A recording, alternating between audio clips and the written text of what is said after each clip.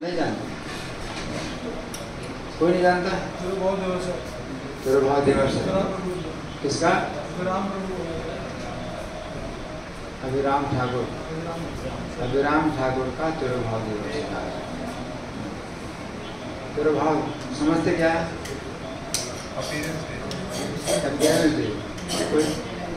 तिरुभाव का अर्थ क्या है? आज शरीर छोड़ा था। तिरुभाव दिवस अंग्रेजी में बोलते हैं डिसअपीयरेंस डे। आविर्भाव दिवस को अंग्रेजी में बोलते हैं अपीयरेंस डे। तो आज किसका तिरुभाव दिवस है? किसका? हाँ, अभिराम ठाकुर का तिरुभाव दिवस। अभिराम ठाकुर कोई बहुत विशेष व्यक्ति हैं जो कि आज उनका तिरुभाव दिवस है और साल में केवल एक ही दिन आता है। हमारे कुछ वैष्णव आचार्य ऐसे हैं जिनका आविर्भाव भी आता है और तिरुभाव भी आता है। हर साल आविर्भाव भी आता है, तिरुभाव भी आता है। और कुछ ऐसे वैष्णव आचार्य हैं जिनका आविर्भाव नहीं आता, तिरुभाव भी आता है। और कुछ ऐसे वैष्णव आचार्य हैं जिनका आविर्भाव आता है, तिरुभाव नहीं आता। तो ऐसे आचार्यों का जो है साल में केवल एक ही दिन हम याद कर पाते हैं, क्योंकि आविर्भाव इनका नहीं है, तिरुभाव है। और ये अभिराम ठाकुर ये भगवान चैतन्य महाप्रभु के संगी हैं। किसके संगी हैं? चैतन्य महाप्रभु के संगी हैं अभिराम ठाकुर। और चैतन्य महाप्रभु के जो संगी हैं तो वे जो है भगवान के ब्रज लीला में या तो सखा हैं, कोई जो है भगवान के सखा हैं जो गौर लीला में प्रकट हुए, और कोई भगवान की सखियां हैं जो गौर लीला में प्रकट हुई पुरुष के रूप में। इस प्रकार से जो है भगवान की ब्रज लीला के बहुत से भक्त भगवान के संगी हैं, वो गौर लीला में प्रकट हुए, है ना। तो उनमें से आज वो हैं अभिराम ठाकुर, जिनका कि आज तिरुभाव दिवस है। तो आप सुने बड़े ध्यान से।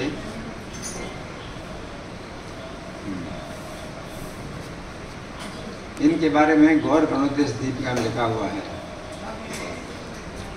पुरा श्री धाम नामा सीत अभिरामो धुना महान द्वात्रिंशता जने रेव बाह्यम काष्ठम अबाह्यः। इनके बारे में गौर गणोदेश दीपिका में लिखा है कि पहले जो श्रीदाम नाम के सखा थे भगवान, श्रीदाम बोलते हैं श्रीदामा, है ना। श्रीदामा नाम के जो सखा थे भगवान के ब्रज लीला में, है ना, वही गौर लीला में कौन है? अभिराम ठाकुर है ना। द्वात्रिंशता जने रे बाह्यम काष्ठम बाह्या। तो एक बार इनके मन में इच्छा हुई बंसी बजाने की, है ना। कि पिछले जन्म में ये गोप बालक थे, तो गोप बालक जो है बंसी बजाते थे, भगवान बंसी बजाते थे, तो उनकी बंसी की ध्वनि तो अलग ही है, सबसे अलग है। लेकिन जितने गोप बालक सब बंसी बजाते थे, तो उनकी बंसी बजाने की इच्छा हुई, है ना। तो बंसी बजाने की इच्छा हुई तो बंसी तो ऐसे मिलती नहीं हर जगह। जिस समय उनकी इच्छा हुई बंसी बजाने की तो बंसी तो हर जगह मिलती नहीं, लेकिन उन्हें जो है कोई चीज़ लकड़ी की ऐसी चाहिए जो बंसी जैसी हो। मतलब क्या? अंदर से खोखली हो, अंदर से खोखली हो, है ना। तो वो लकड़ी क्या होती है? बांस। बांस के जो डंडे हैं वो मतलब अंदर से खोखले होते हैं। तो उनको एक बहुत बड़ा लट्ठा, उसको कहते हैं लट्ठा, बांस का लट्ठा, इतना बड़ा बांस का लट्ठा दिखाई दिया जिसको कि 32 लोग उठाएंगे। उसको उन्होंने जो है एक तरफ से उठा लिया और बंसी की तरह उठा लिया। एक तरफ से तो और मुश्किल है उठाना, अगर पूरा भारी 32 लोग जो है उसको उठा पाएंगे, और ये अकेले उठाएंगे। एक तरफ से उठाना तो और मुश्किल है, ठीक है ना।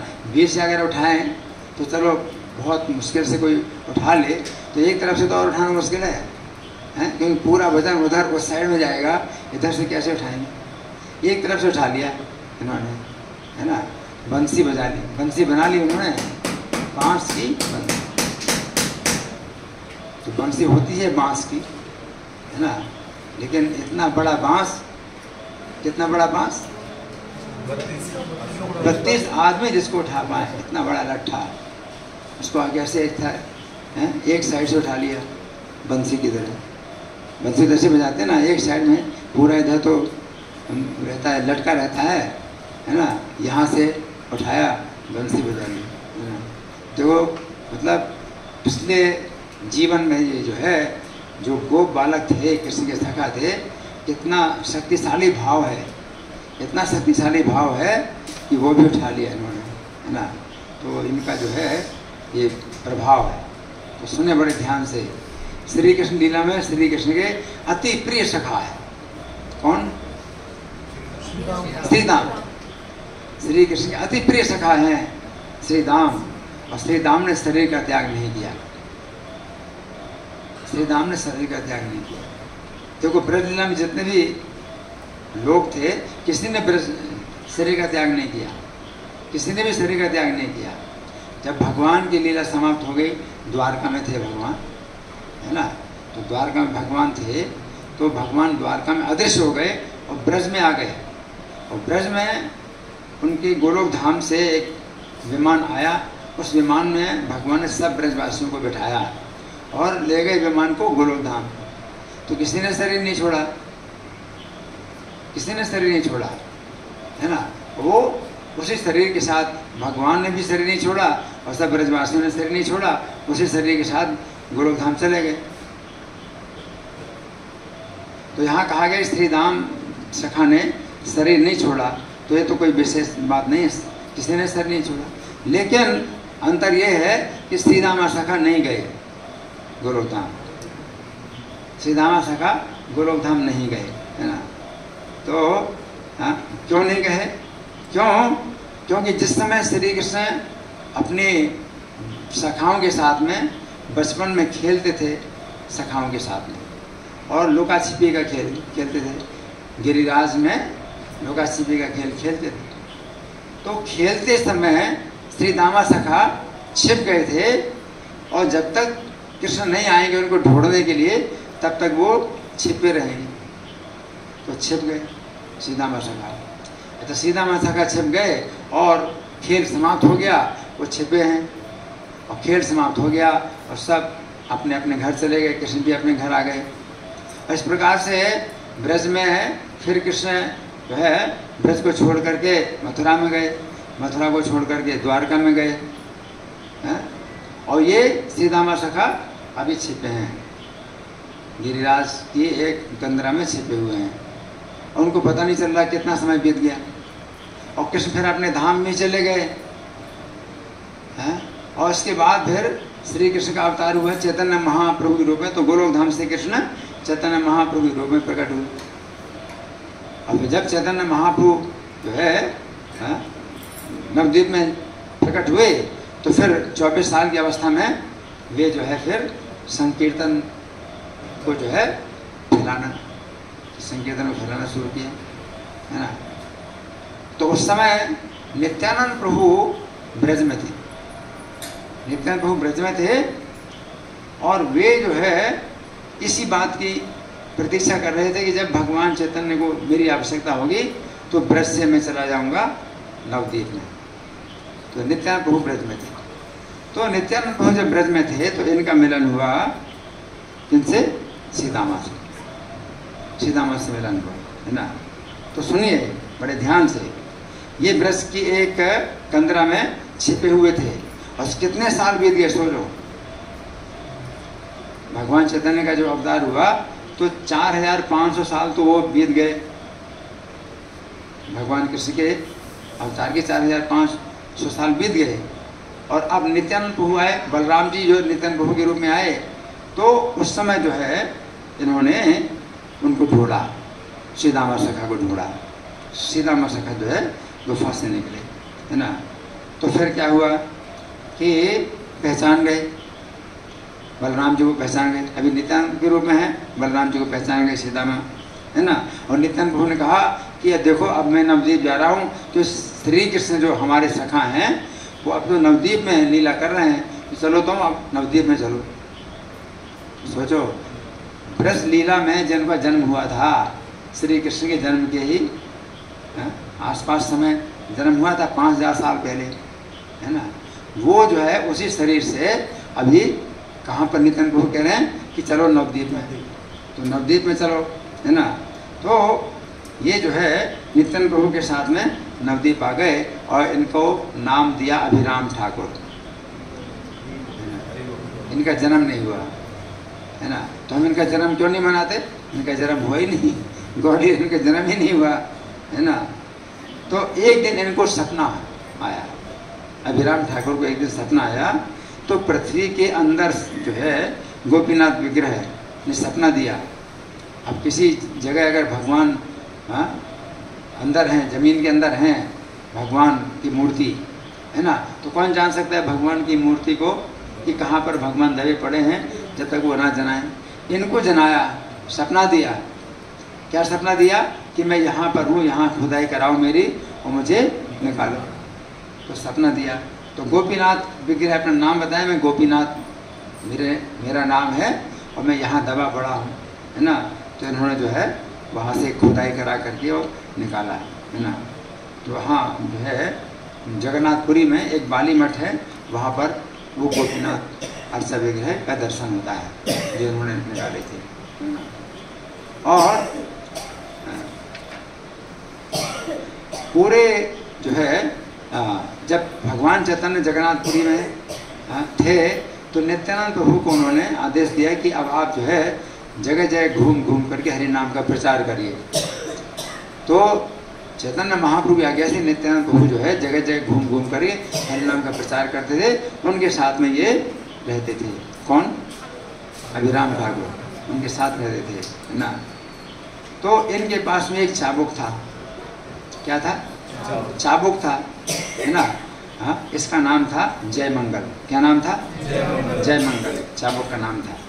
तो जय मंगल चाबुक जो है किसी को अगर मार दें तो उसको कृष्ण प्रेम भक्ति प्राप्त हो जाएगी। हरि बोल। शॉर्टकट, कृष्ण की प्रेम भक्ति जो है उसको प्राप्त हो जाए, चाबुक जिसको मारते हैं, है ना।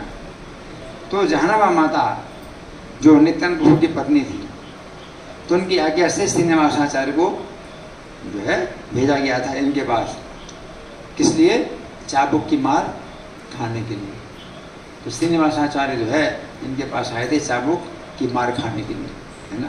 और उसके फलस्वरूप अद्भुत प्रेम भक्ति का संतरण हुआ श्रीनिवासाचार्य के शरीर में। और श्रीनिवासाचार्य ने भी कई लोगों का पाखंड दूर किया और भक्त बनाया। तो नित्यानंद प्रभु के जो है ये प्रमुख पार्षद थे, इतने तेजस्वी थे। हाँ, तो वो तो मैं बता चुका हूँ, इसमें लिखा है। इतने तेजस्वी थे, एक दिन इन्होंने बड़े बांस को जैसे 32 आदमी मिलकर उठाते थे, अकेले उठा करके बंसी की तरह धारण कर लिया, है ना। और कोई भी अर्चा विग्रह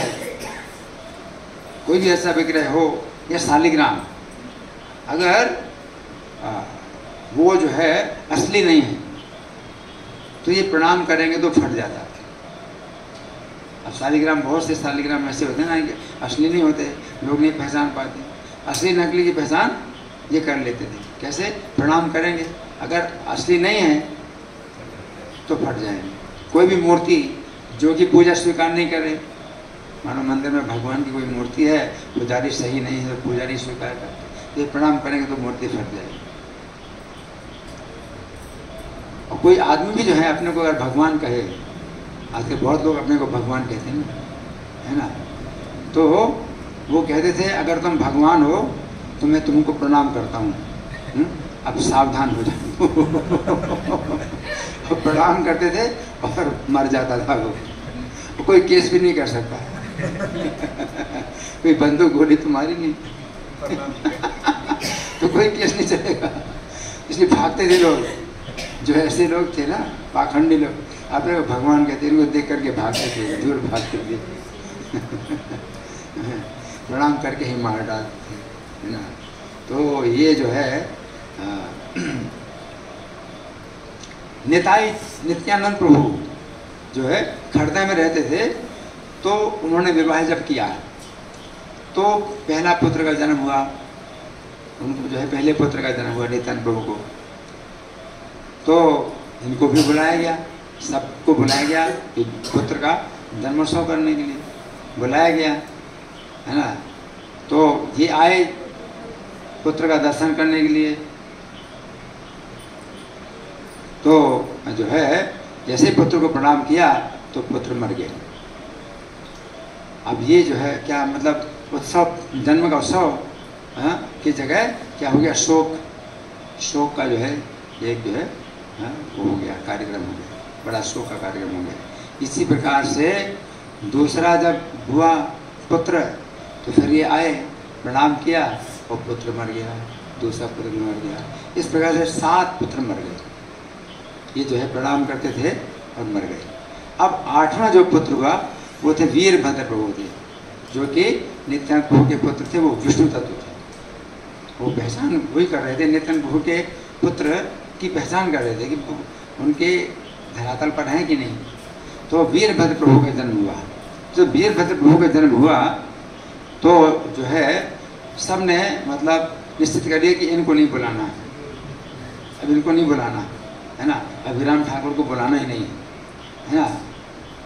तो इनको पता चला कि मुझे तो नहीं बुलाया गया, तो सोचते हैं कि देखो मैं तो गोप हूँ ना, गोप वैश्य जाति के होते हैं, तो वैश्य जाति के लोग तो जब बिना बुलाए भी जाते हैं, हमें नहीं बुलाएंगे तो भी हम जाएंगे।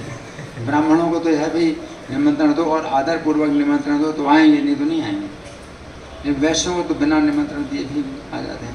मैं तो वैश्य हूँ, ये पिछले कृष्ण लीला के गोप है ना, तो मैं तो गोप हूँ। तो पहुँच गए, तो खड़दा में जाना था तो गंगा जी बह रही हैं, अब गंगा पार करेंगे। तो गंगा पार करने के लिए इन्होंने जो है बात की नाविकों से, भाई हमें गंगा पार करा दो। तो बोले आपका नाम क्या है? बोले अभिराम ठाकुर। तो उन्होंने अपनी नाव का डुबा दी, अभिराम ठाकुर को गंगा पार नहीं कराना है, तो अपनी नाव डुबा दी। तो ये बोले तुम लोग क्या सोचते हो, मैं गंगा पार नहीं करूँगा। अपनी धोती उन्होंने डाली गंगा जी में, उसी में बैठ करके पार कर गए। अरे वो अब गंगा पार करके आ गए खड़दा में। तो नित्यानंद प्रभु ने देखा, तो अब कुछ बोले नहीं, है ना।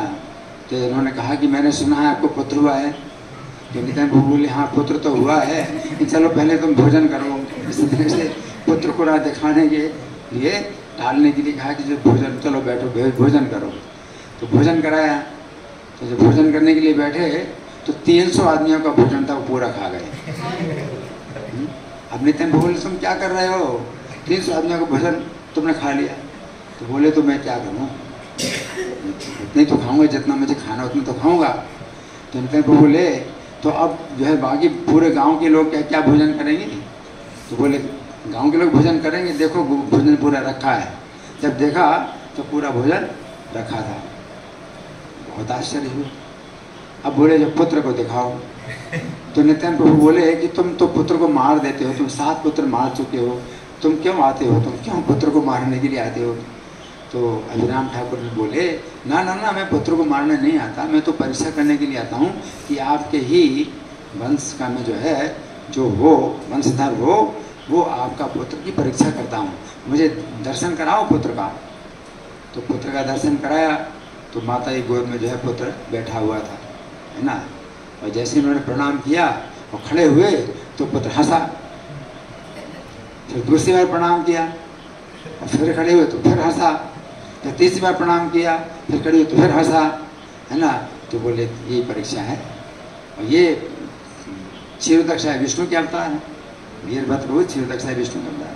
तो कोई इनके प्रणाम को नहीं झेल सकता जब तक भगवान के स्तर का ना हो। तो इस प्रकार से जो है इन्होंने परीक्षा ली थी उनकी, जो कि नित्यानंद प्रभु के 8वें पुत्र थे, वीरचंद्र प्रभु, है ना। तो वीरचंद्र प्रभु इनके प्रणाम को सहन कर गए, तब इनको जो है वीरचंद्र को वीरभद्र, ये 2 नाम इनके होते हैं। नित्यानंद प्रभु के जो पुत्र वीरचंद्र हैं, इनका दूसरा नाम क्या है? वीरभद्र। वीरचंद्र वीरभद्र दोनों नाम है। तो इन्होंने फिर उनकी स्तुति में 8 श्लोक बनाए, उनकी स्तुति 8 श्लोक बनाए, और हर श्लोक के अंत में क्या है? सोयम प्रसीदतु हरि किल वीरभद्रा। जैसे 8 अष्टकम होता है, गुरुवष्टकम होता है ना। तो मंगल आरती में गुरुवष्टकम गाया जाता है, तो अंतिम पंक्ति जो है वही हर बार होती है, वंदे गुरु श्री चरणारविंदम। तो ये अष्टकम जो होते हैं स्तोत्र, तो 8 श्लोकों के अंत में वही शब्द आते हैं बार बार। इसी प्रकार से वीरभद्र अष्टकम भी उन्होंने बनाया है। वीरभद्र अष्टकम में प्रत्येक जो है अंतिम पंक्ति होती है वो क्या? सोयम प्रसीदतु हरि किल वीरभद्रा।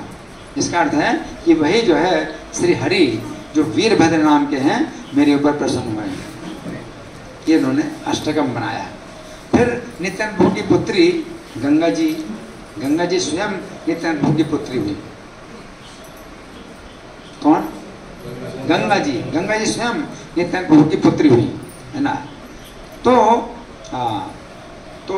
ये जो है जो अभिराम ठाकुर है हर चीज़ का अनुसंधान करते रहते थे, हर चीज़ का, कि मतलब कोई भी चीज़ जो भगवान चैतन्य के उपयोग में आई है, या जो है कोई चीज़ कोई व्यक्ति है ना, तो अनुसंधान करते थे। तो जांचने के लिए प्रणाम करते थे कि असली चीज़ है कि नहीं, है ना। तो पता चल जाता था अगर असली चीज़ नहीं तो क्या हो जाएगी? फट जाएगी, है ना। तो नित्यानंद प्रभु की पुत्री गंगा, ये नाम भी गंगा, उसका नाम भी गंगा था, और वो गंगा जी स्वयं थी, है ना। तो उनकी भी जांच करने के लिए इन्होंने क्या किया कि 3 बार प्रणाम किया इनको, और वो भी हंसती रही, गंगा जी है ना। तो पहचान गए कि गंगा माता, स्वयं गंगा माता हैं, इस तरह से मुस्कुराती रही, है ना। तो ये जो है मतलब इनका ऐसा आवेश था, इतना तेज था कि जो कुछ भी करें तो कोई कह भी नहीं सकता कुछ भी, क्योंकि कितने समय पुराने व्यक्ति हैं ये। तो आज इनका तिरुभाव दिवस है, तो इनके बारे में ये सब बातें हैं। अभी जो अभिराम ठाकुर पूर्व लीला में श्री कृष्ण के सखा श्री दामा थे। इन्होंने श्री कृष्ण लीला समाप्ति पर शरीर नहीं छोड़ा, और शरीर के साथ एक कंदरा में हजारों वर्ष तक रहे। वृंदावन यात्रा में महाप्रभु की इनसे भेंट हुई, महाप्रभु ने नित्यानंद प्रभु से भेंट हुई, दोनों पहचान गए, है ना। तो महाप्रभु की लीला में अभिराम के नाम से ये 12 गोपालों में सम्मिलित हुए। 12 गोपाल जो है भगवान की ब्रज लीला के, तो उनमें सबसे पहले नाम इनका ही है, अभिराम ठाकुर। बाकी जितने 11 गोपाल हैं उन्होंने तो मतलब ब्रज लीला में अपने चले गए गोलोक धाम में, और फिर जन्म लिया, तो गौर लीला में सबने जन्म लिया।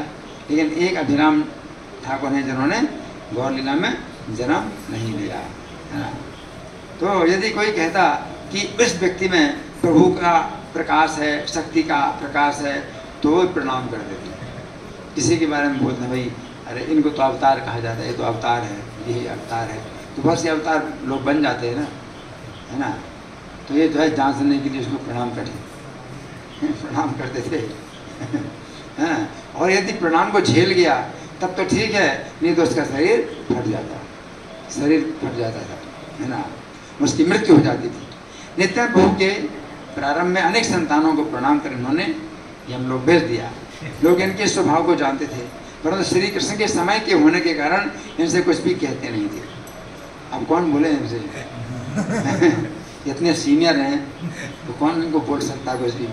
तो कहीं भी किसी ग्रंथ में इनके विरोध में कोई प्रसंग नहीं मिलता कि किसी ने इनका विरोध किया हो, है ना, या प्रणाम करने से मना भी नहीं कोई कर सकता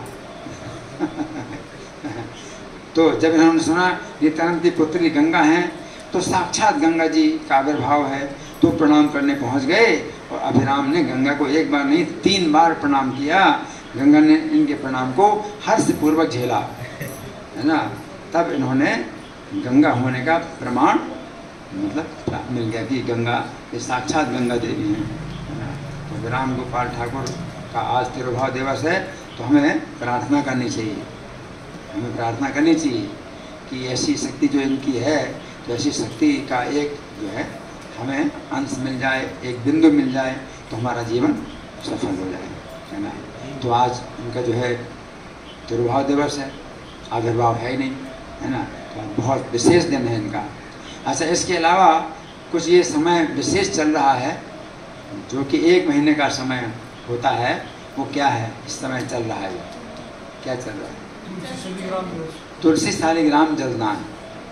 ये तुलसी शालिग्राम जलदान का जो समय चल रहा है, तो ये बहुत विशेष है। और ये कब शुरू हुआ?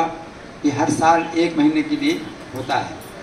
तो कब से होता है और कब तक चलता है जी? पहला बैसाखी। बैसाखी का मतलब क्या है? बैसाख महीना नहीं। देखो, अप्रैल में ये जो है अंग्रेजी के महीने के हिसाब से चलता है, ठीक है। ये जो है 1 महीना जो होता है, ये सूर्य के अनुसार जो 12 महीने होते हैं, है ना, उसमें सूर्य के अनुसार जो सबसे पहला महीना होता है उससे शुरू होता है। और सूर्य के जो महीने हैं वो संक्रांति से शुरू होते हैं। और प्रत्येक महीने की संक्रांति ये तिथि के हिसाब से नहीं होती कि कौन से महीने में आएगी कौन सी संक्रांति, ये अंग्रेजी के महीनों के हिसाब से होती है। तो जो सूर्य की संक्रांति होती है, तो प्रत्येक महीने जो अंग्रेजी के महीने होते हैं ना, उनके बीच में आती है। जैसे कि जनवरी के महीने में मकर संक्रांति आती है, तो 15 जनवरी 14 जनवरी ऐसे बीच का ही मतलब महीना 20 की तारीख होती है ना। उसमें कभी 13 तारीख भी हो सकती है या 18 तारीख तक, ज़्यादा से 18, 13 से 18 के बीच में, ज़्यादा से ज़्यादातर 14-15। तो इस बार जो है ये 14 अप्रैल को ये वृषभ संक्रांति पड़ी। तो हर अप्रैल में, प्रत्येक अप्रैल में वृषभ संक्रांति आती है, अप्रैल के बीच में आती है। इस बार 14 अप्रैल को पड़ी, ठीक है ना। और ये तब से जो है शुरू होता है महीना, और चलता कब तक है? जो मई की संक्रांति आती है ना, तो वो भी मई के महीने के बीच में आएगी। तो इस बार 15 मई को संक्रांति, वृषभ संक्रांति आई। तो उसके पहले तक जो है ये पहला महीना चलेगा। सूर्य का जो पहला महीना है वो मेष संक्रांति से जो है कब तक होता है? वृषभ संक्रांति के 1 दिन पहले तक। फिर दूसरा महीना शुरू होगा वृषभ संक्रांति से। संक्रांति से शुरू होता है महीना, तो संक्रांति 1 दिन पहले महीना समाप्त हो जाता है।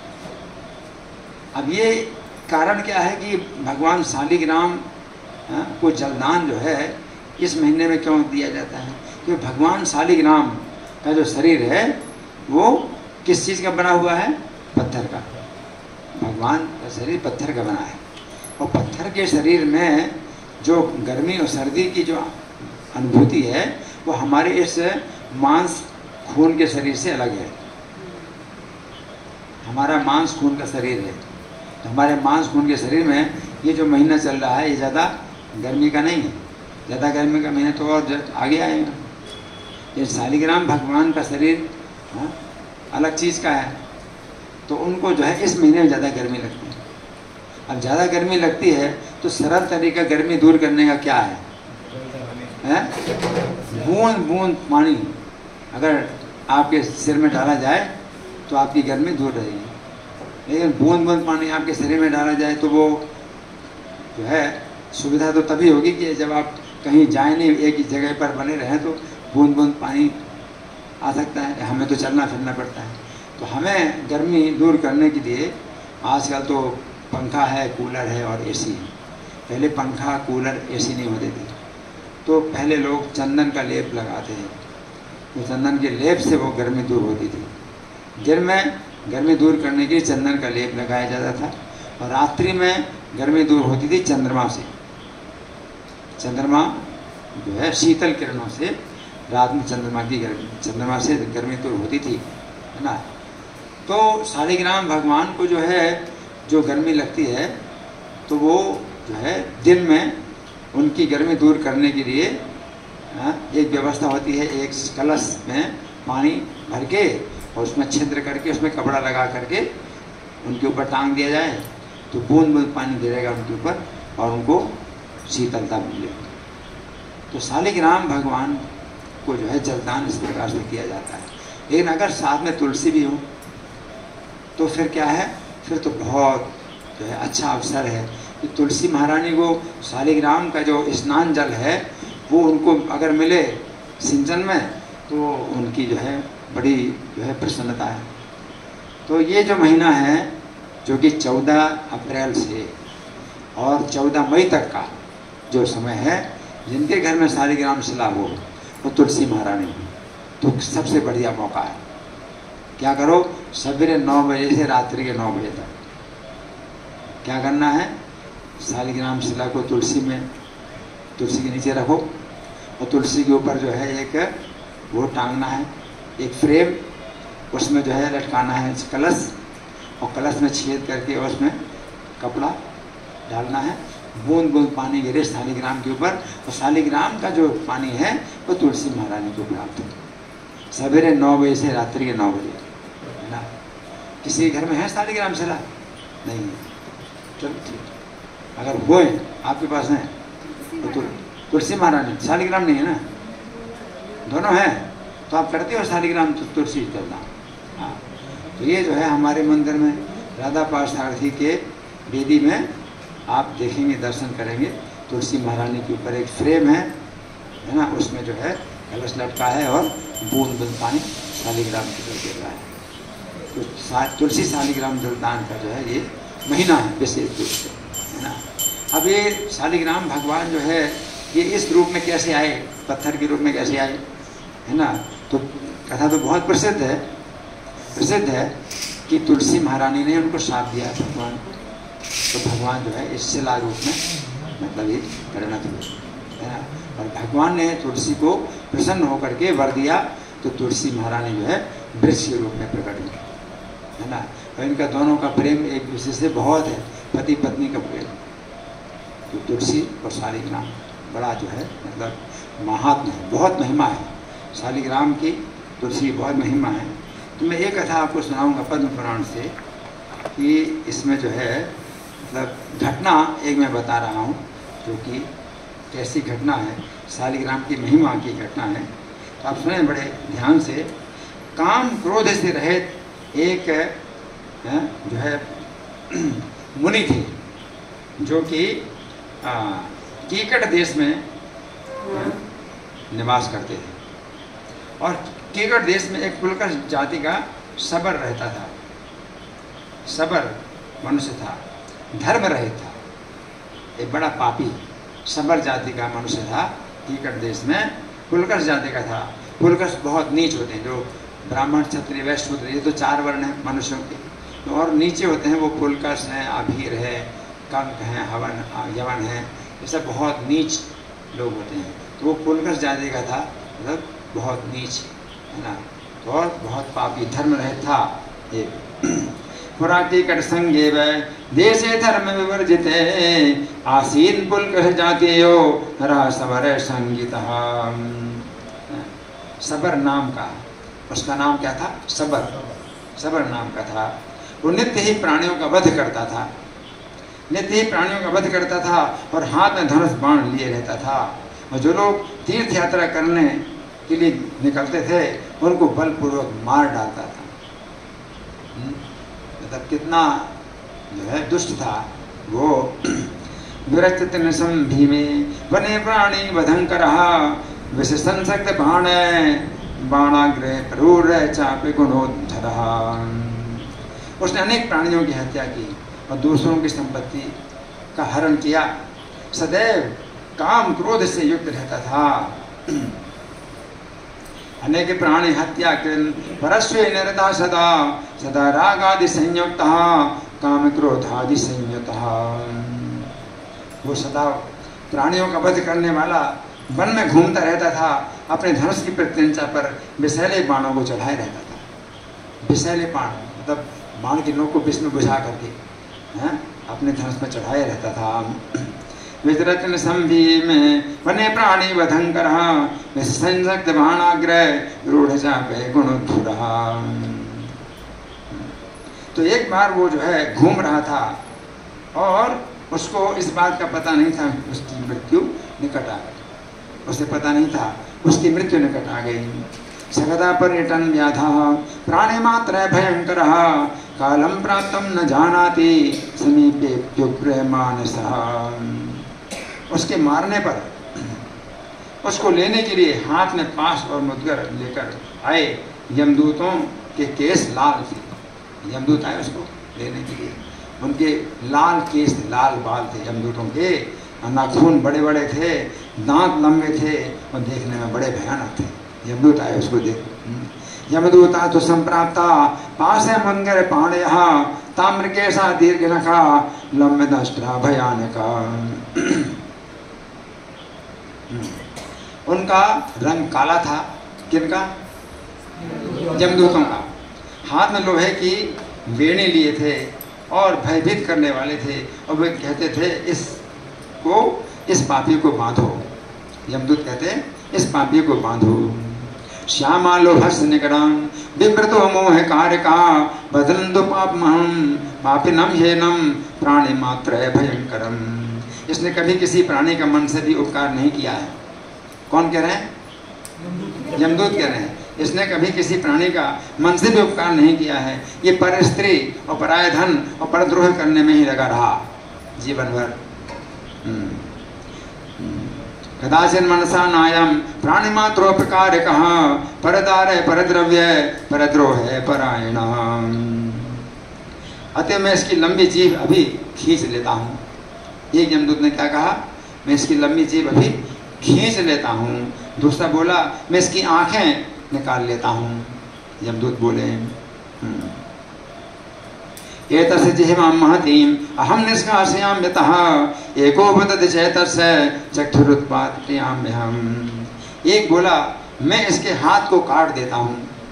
दूसरा बोला मैं इस दुष्ट के दोनों कानों को काटे देता हूँ। एको वदति चैतस्य करो कृन्तामि पापिनः अन्यो वदत्यहं कर्णो कर्तयामि दुरात्मनः। इस तरह से कहते हुए यमदूत जो है अपने अपने दांत पीस रहे थे और अधिक बोलते हुए सब आयुध लिए हुए उसके सामने आकर के खड़े हो गए। उस समय एक यमदूत सांप बनकर उसके पैर में काट लेता है। एक यमदूत ने सांप बनकर उसके पैर में काट लिया। काटते ही वो मरकर गिर पड़ा।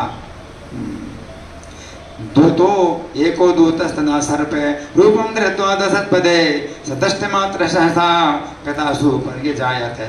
उस समय उसको लोहे के पास में बांध कर यमदूत कोड़े से पीटने लगे। लोहे के पास में बांधा उसको कोड़े से पीटने लगे और मुद्गर का प्रहार करने लगे। उसके शरीर में मुद्गर का प्रहार करने लगे। तदा तम लोहे पासेन बद्ध्वा ते यम किंकरा कासाभिस्ताडयामासुर मुद्गरे प्रहरन् कुथा। उन सबों ने कहा अरे दुष्ट तूने कभी पुण्य कर्म मन से भी नहीं किया है? मन से भी पुण्य होता है।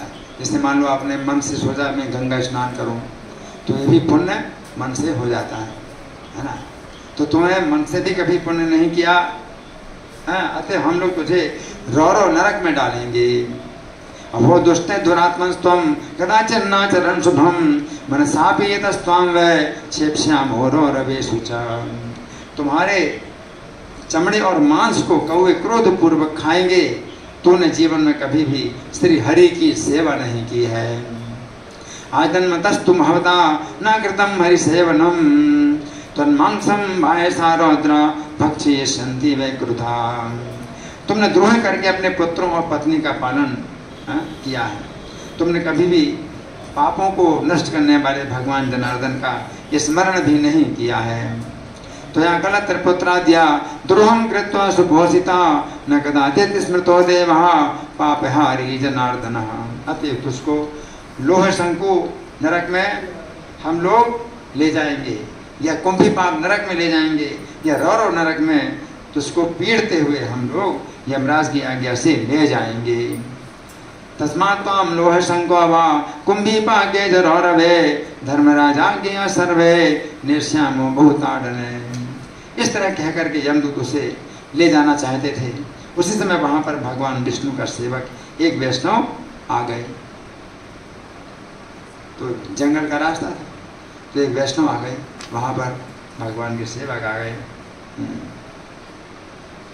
एवं मुक्त्वा निधाने तुम समेच्छन्यम किंकरा तावत् प्राप्तो महाविष्णु चरणाम जय परायणः। उस समय वैष्णव ने यमदूतों को देखा। अब सब लोग यमदूतों को नहीं देख पाते। मरते समय यमदूत आते हैं लेने के लिए, तो उनके सगे संबंधी उसको घेरे रहते हैं, यमदूतों को नहीं देख पाते हर कोई। तो वो वैष्णव देख पाए, यमदूतों को देख लिया उन्होंने।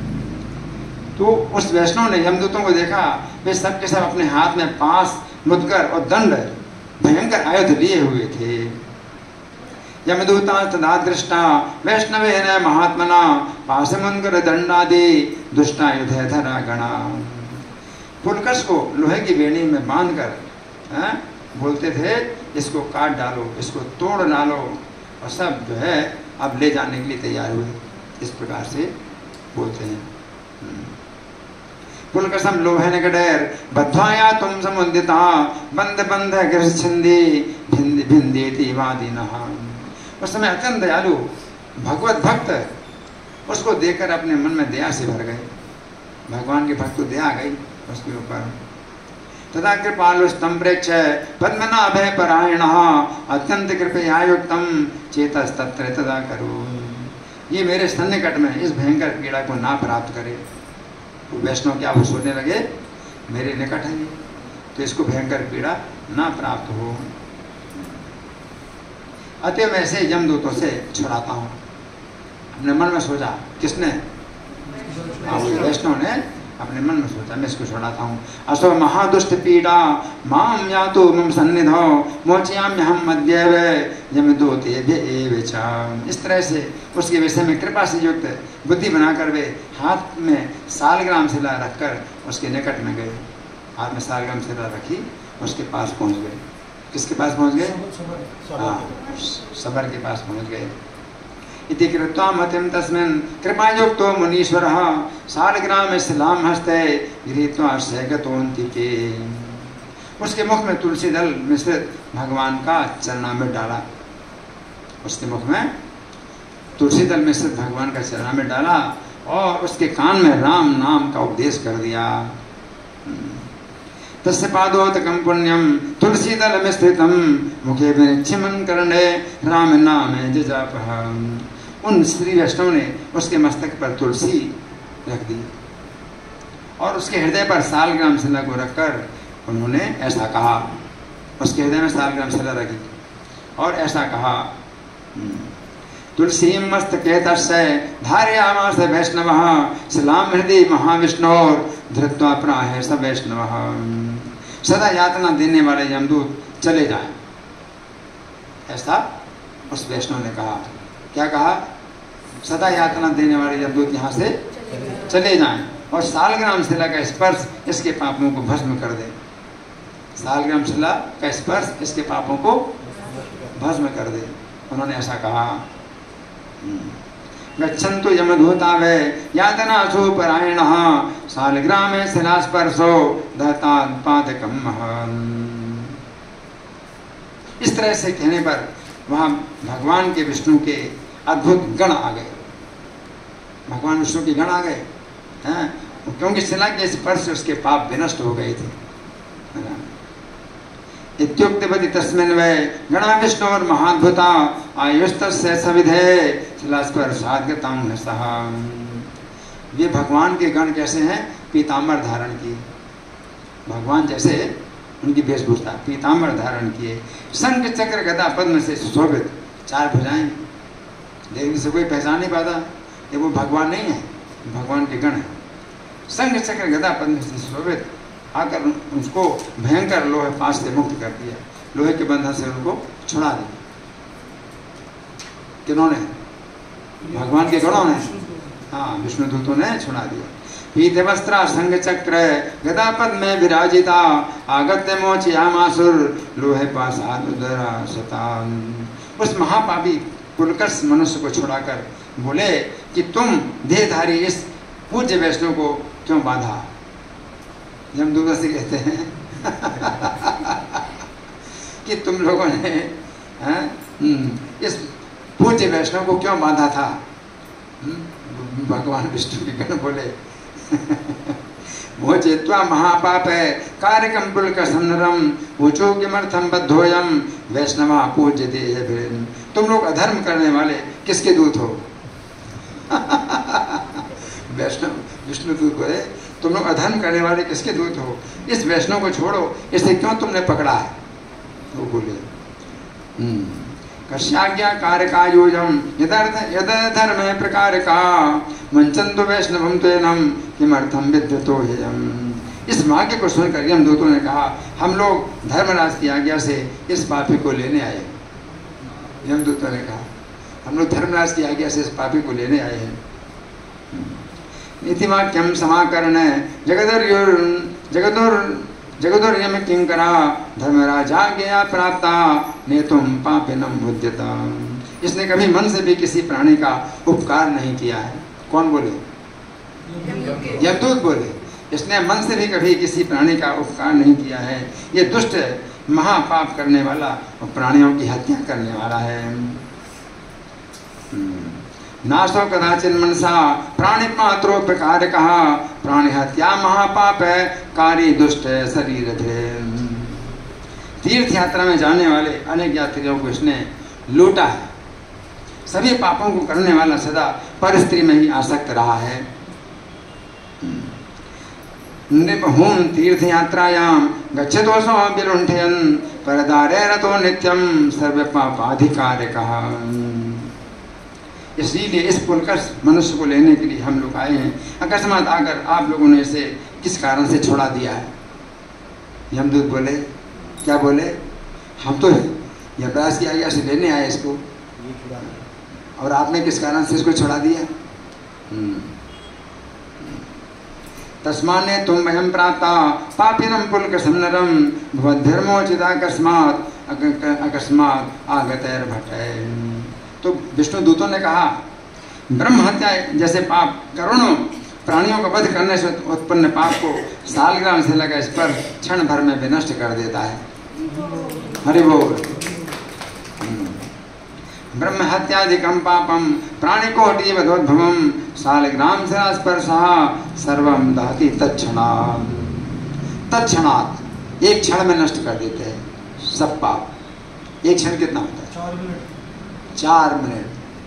कितना 4 मिनट होता है। 4 मिनट में कितना पाप नष्ट कर देती है ये शिला सालग्राम शिला का स्पर्श कितना पाप नष्ट कर देती है। करोड़ों प्राणियों का वध करने से उत्पन्न पाप है ना 4 मिनट में भस्म कर देती है। जिसके कान में विश्वास पूर्वक श्री राम ये शब्द पड़ जाता है, जिसके कान में विश्वास पूर्वक श्री राम ये शब्द पड़ जाता है वो संपूर्ण पापों को उसी तरह भस्म कर देता है जिस प्रकार अग्नि का कण रुई के पहाड़ को भस्म कर देता है। अग्नि का कण। हरि बोल। राम नाम रामेति नाम तच्छोत्रे विस्रंभादागतम यदि करोति पाप संदोहम तूलम बहिनी कड़ो यथा। जिसके मस्तक पर तुलसी और हृदय पर सालग्राम शिला होती है। क्या मस्तक पर क्या तुलसी और हृदय पर सालग्राम शिला होती है और जिसके मुख में अथवा कान में राम का नाम आ जाता है। अगर मुंह में नहीं आए तो कान में आ गया। जिसके मुख में या कान में राम का नाम आ जाता है वो उसी क्षण मुक्त हो जाता है। तुलसी मस्तके यस्य शिला हृदय मनोहरा मुखे करणे थे वा राम नाम मुक्त तदेव सह। इसीलिए इसने पहले अपने मस्तक पर तुलसी रखी और राम नाम का श्रवण किया और हृदय पर सालग्राम शिला को रखा है। तस्मादनेन तुलसी मस्तके विद्यता पुरा श्रावितम राम नामाशु शिला हृदय सुधारिता। अतः इसका संपूर्ण पाप भस्म हो गया है। इसका शरीर पवित्र हो गया है, अब ये पापियों के लिए अत्यंत दुर्लभ परम पद में जाएगा। जो पापियों को दुर्लभ है, अत्यंत दुर्लभ है, वो परम पद प्राप्त करे। तस्मात् पाप समूहो से दग्धा पुण्य कलेवरः यासते परमं स्थानम पापी नाम यत् सुदुर्लभम। वहाँ पर 10,000 वर्षों तक हर प्रकार से मनोहर भोगों को भोग कर भारतवर्ष में जन्म प्राप्त करके जगत गुरु भगवान विष्णु की आराधना करेगा। वर्षायतम तत्र भुक्त्वा भोगान सर्व मनोहरान भारते जन्म संप्राप्य समाराध्य जगत गुरुम। फिर देवताओं असुरों के लिए भी अत्यंत दुर्लभ परम पद प्राप्त करेगा। शालिग्राम शिला की महिमा को ब्रह्मा जी भी अच्छी तरह से नहीं जानते हैं। शालिग्राम शिला की महिमा को ब्रह्मा जी भी अच्छी तरह से नहीं जानते। और कौन जानते हैं? जो बता रहे हैं वो कौन है? विष्णुदूत हैं, ब्रह्मा जी से ऊपर हैं। ब्रह्मा जी नहीं जानते हैं इस महिमा को। प्राप्स्ते परमं स्थानम सुरासुरेषु दुर्लभम न ज्ञातो महिमा सम्यक शिलाया परमेष्ठिनः। शालिग्राम शिला दर्शन से पापों को नष्ट करती है, स्पर्श से या पूजा करने मात्र से उसी क्षण सभी पापों को विनष्ट कर देती है। इस तरह कह करके भगवान विष्णु के गण चुप हो गए। दृष्टास्पृष्टार्चिता वापी सर्व पापे हरा क्षणा इत्युक्ता विरता सर्वे महाविष्णुर्गणा मुदा। यमराज के दूत इस अद्भुत वृत्तांत को यमराज को जाकर के सुनाने लगे। यमदूत जो है चले गए। ये वृत्तांत यमराज को सुनाया कि आपने हमें आपकी आज्ञा से हम लेने गए थे उस पापी को, और विष्णुदूतों ने ऐसा कहा।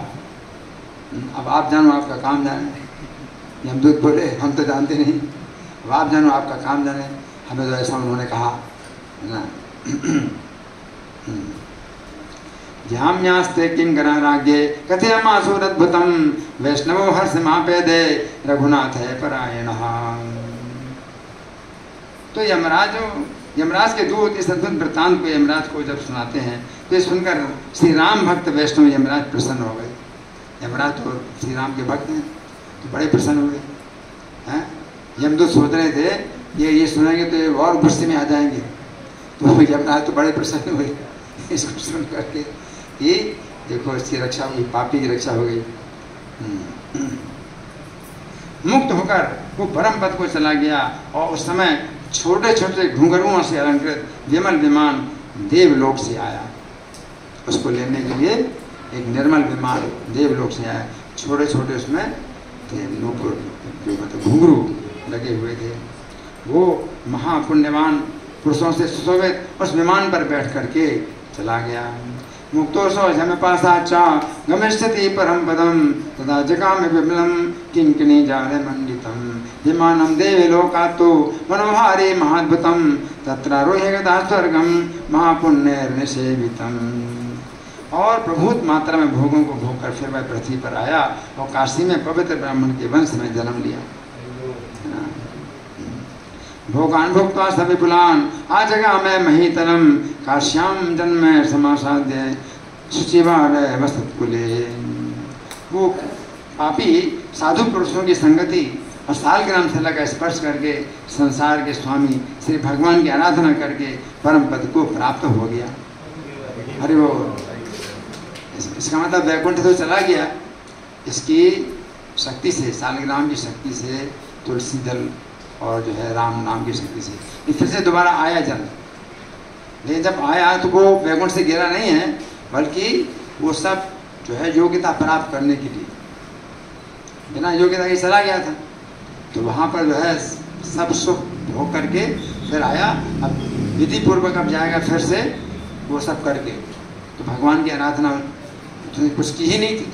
अब भगवान की आराधना की, भक्तों का संगति की, और फिर जब गया तो फिर विधि पूर्वक फिर चला गया। इस तरह से कोई वैकुंठ चला जाए, है ना, किसी विशेष विधि की शक्ति से कोई चला जाता है, योग्यता तो होती नहीं, तो वैकुंठ जाता है लेकिन फिर आता है तो योग्यता प्राप्त करने के लिए फिर वो आता है और योग्यता प्राप्त करके फिर जाता है ना।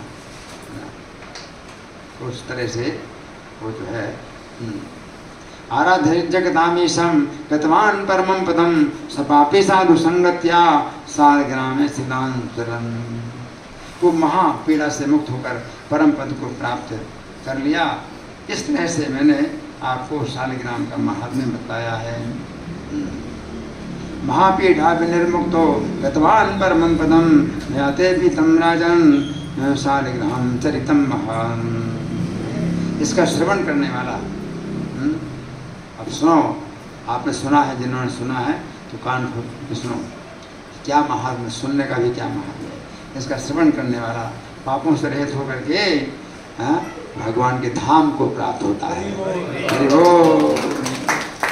श्रुता विमुच्यते पापे भुक्तिम मुक्तिम च विन्दति।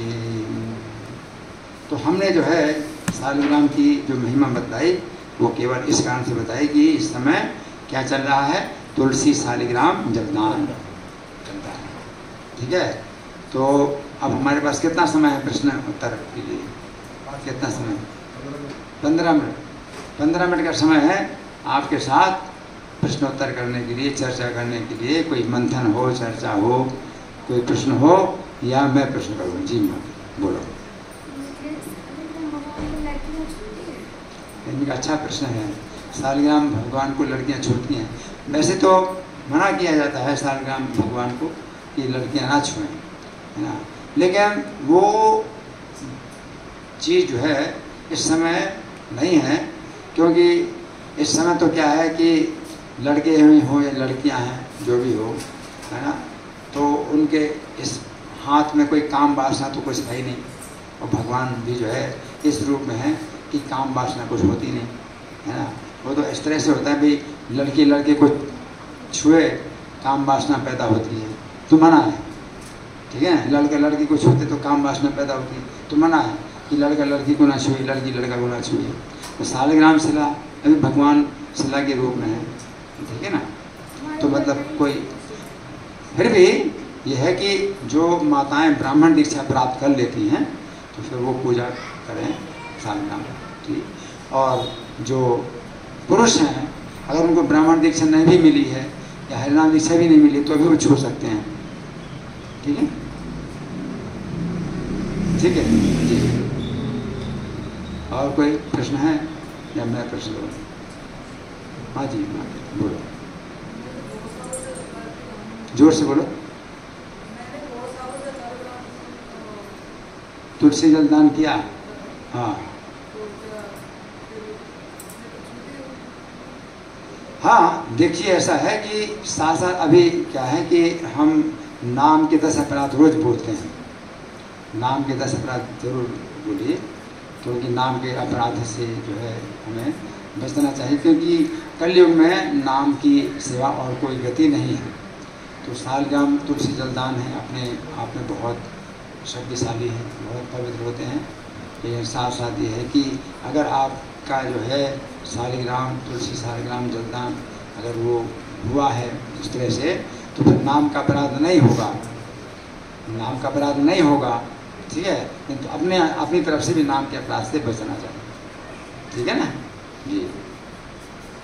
और कोई प्रश्न है? मैं प्रश्न करूँ? आपका प्रश्न? अभिराम ठाकुर क्या? अभिराम परमहंस भी हुए। यदि अभिराम नाम से बहुत से भक्त अगर हुए, कोई परमहंस भी अगर मान लो हुए, हमारे वैष्णव परंपरा में कोई अभिराम नाम के ऐसे कोई परमहंस नहीं हुए, वो दूसरे परंपरा में हुए होंगे। अभिराम ठाकुर जो है इनको रामदास भी कहा जाता है और अभिराम दास भी कहा जाता है, अभिराम ठाकुर भी कहा जाता है। तो ये विशेष इनका जो है चरित्र है वो हमने आपको सुनाया है, ठीक है। और कोई प्रश्न? आपका प्रश्न है? जो गोपीनाथ विग्रह के बारे में जो आपने बताया, जो अभिराम ठाकुर जी ने प्रकट किए, तो ये खीर तो गोपीनाथ वही विग्रह है ना? इनका प्रश्न है कि जो जगन्नाथपुरी में गोपीनाथ जी, गोपीनाथ जी के विग्रह तो बहुत हैं, गोपीनाथ नाम के बहुत से विग्रह हैं भगवान के। क्षीर जो है गोपीनाथ वो रेमुणा में, वो अलग ही है, ठीक है ना जी।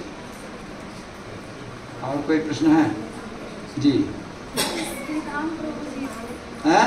श्रीधाम प्रभु जी जो है, श्रीधाम कृष्ण के प्रिय मित्र। श्रीधाम क्या? श्रीधामा, हाँ। तो श्रीधाम बोल रहे हैं, श्रीधामा, धा नहीं है, दा दा, हाँ तो श्रीधाम। इतने दिन फिर छुपे क्यों रहे जब कृष्ण चले? इनके इतने तो छुपे, देखो भगवान की कैसी लीला शक्ति है, और उन भगवान की लीला में उनको समय भी पता नहीं चला, इतना समय भी पता नहीं चला, है ना। और नित्यानंद प्रभु ने जब खोजा उनको तो बोले कि कृष्ण कहाँ है, तब नित्यानंद प्रभु बोले कि अरे वो तो द्वापर युग भी बीत गया। और कृष्ण जो है यहाँ से मथुरा गए थे, मथुरा में कंस को मारा था, फिर द्वारका गए थे, फिर बहुत लीलाएं करी, फिर द्वारका से वैकुंठ चले गए, गोरखधाम चले गए, गोरखधाम से आए, अब भगवान चैतन्य के रूप में अवतार लिया, अब नवद्वीप में लीला कर रहे हैं, चलो हम चलते तुम्हारे साथ में, इस प्रकार से वो जो है आए।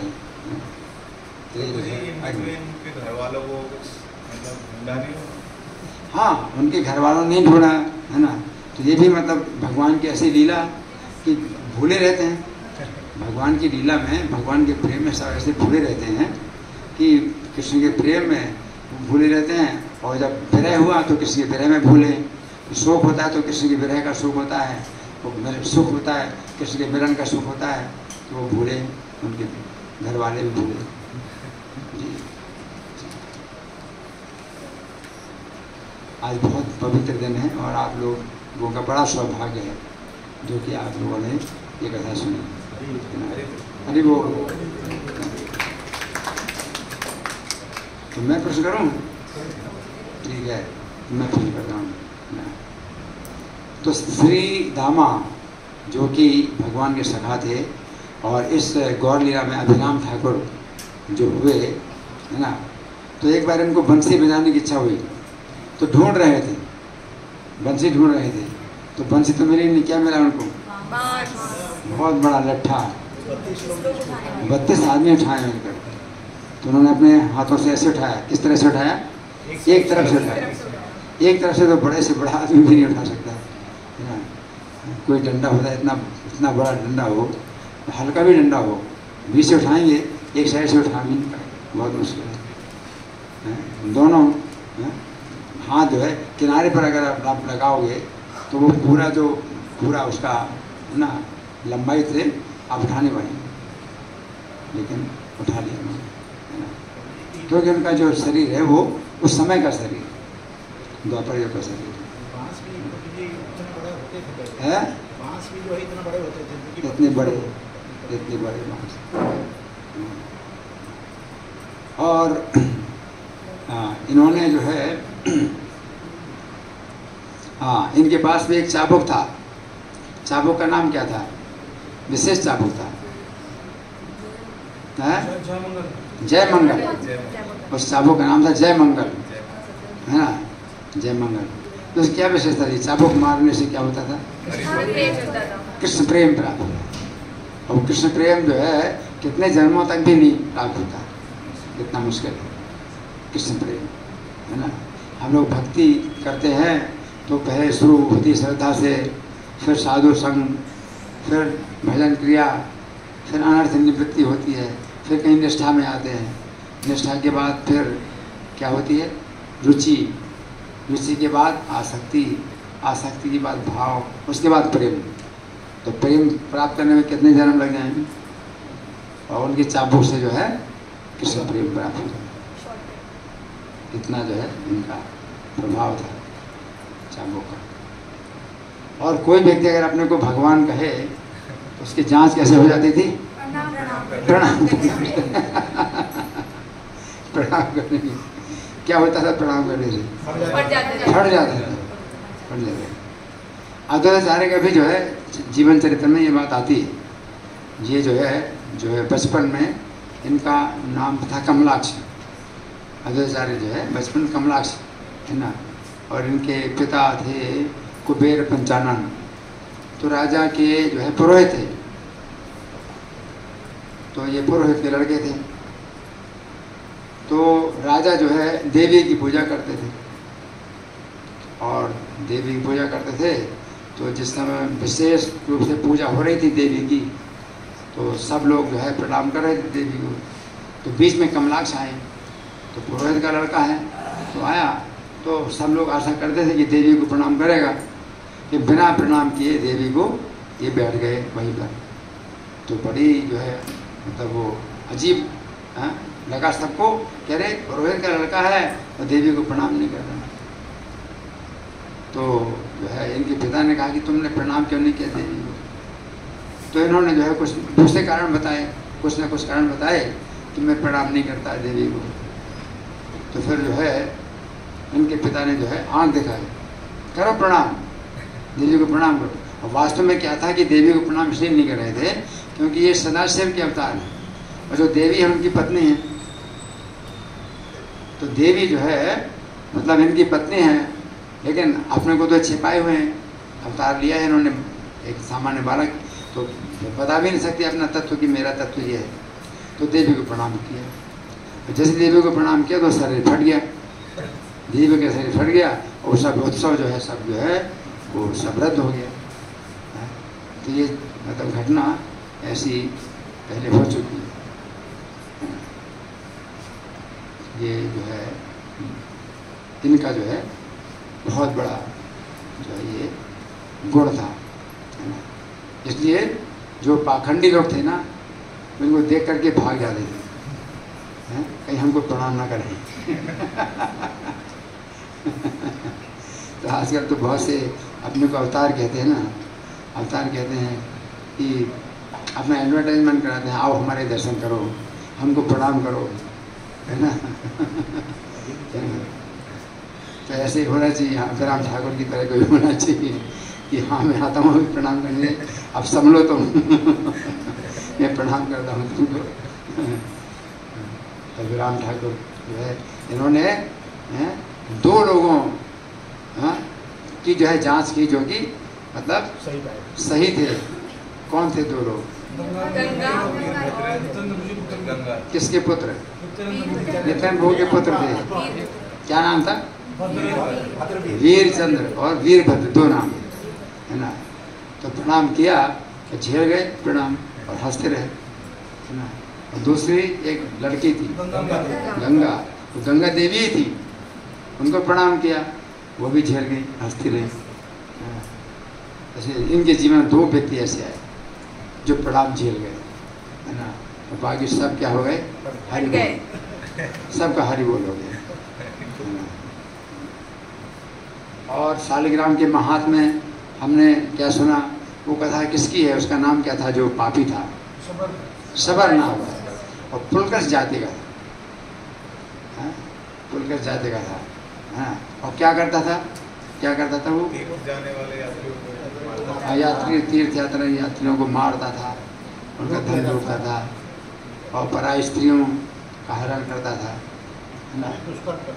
सब दुष्कर्म करता था। विष में बुझे हुए बाण से जो है पशुओं की हत्या करता था, सब करता था, है ना। तो उस समय जब उसकी मृत्यु का समय आया तो समय क्या घटना हुई?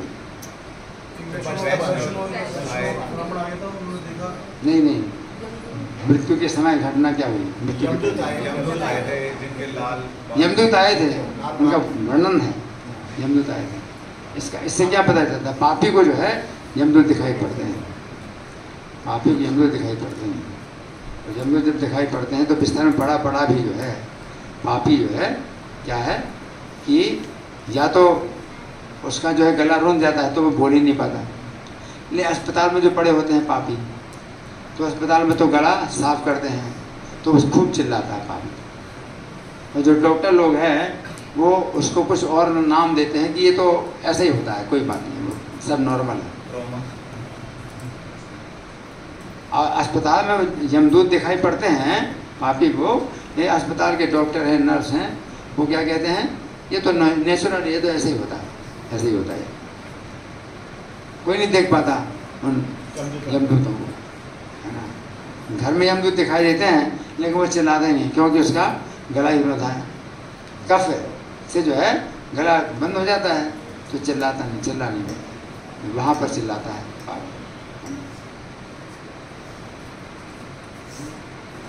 इसलिए इस्कॉन के जो भक्त होते हैं वो अपने कोई उसके संबंधी होते हैं तो अस्पताल में भर्ती हैं, और जब वो जो पापी है वो यमदूतों को देख करके चिल्लाता है, डरता है ना। तो ऐसे इसी प्रकार का कार्य करते हैं, इसी प्रकार कार्य करते हैं। तुलसी दल है वो माथे में रखेंगे, कान में हरि नाम बोलेंगे, है ना। सालिग्राम शिला अगर हो है तो छाती में रखना। इसी प्रकार के कार्य मतलब वो करते हैं। जैसे गीता की पुस्तक है कोई छाती में रख दो। पहले तो किताब होती नहीं थी, कि पहले किताब नहीं छापी जाती थी और ना लिखी जाती थी ना पढ़ी जाती थी, सुन करके याद होता था, किताब होती नहीं थी। अभी तो किताब है तो किताब रख सकते हैं उसकी छाती में। तो शालिग्राम जो है जो पूजा होती है डेली उसी भी रखना है या ऐसे घर में रखे हुए उसको भी रख सकते हैं? शालिग्राम शिला, हाँ शालिग्राम शिला आप क्या पूछ रहे हैं? घर में रखी पूजा होती है, उसी को रखना चाहिए या जो ऐसे रखे हुए हैं? नहीं नहीं, पूजा तो हमेशा होती है। शालिग्राम की पूजा तो हमेशा होती है। शालिग्राम की पूजा मतलब ऐसे रखी नहीं जाती शालिग्राम शिला, हमेशा पूजा होती है शालिग्राम, ठीक है ना। तो जो है आज की शिक्षा में ये बताया नहीं जाता कि अगला जीवन है ना। ये जीवन शरीर के अंदर आत्मा को आज की शिक्षा बिल्कुल नहीं बता दी, तो बहुत अज्ञान है।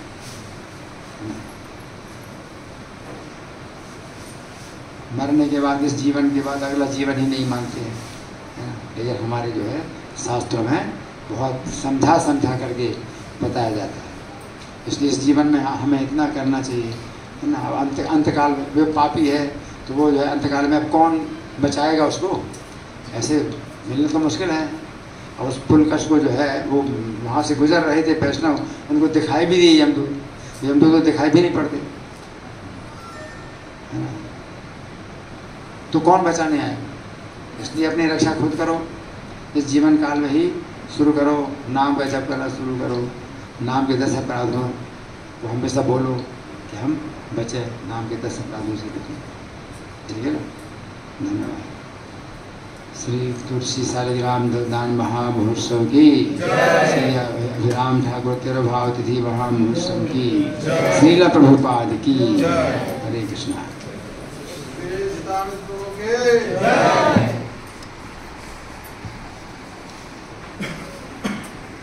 तो प्रभु जी को धन्यवाद करते एक बार जोर से हम हरे कृष्ण महामंत्र बोलते हैं। हरे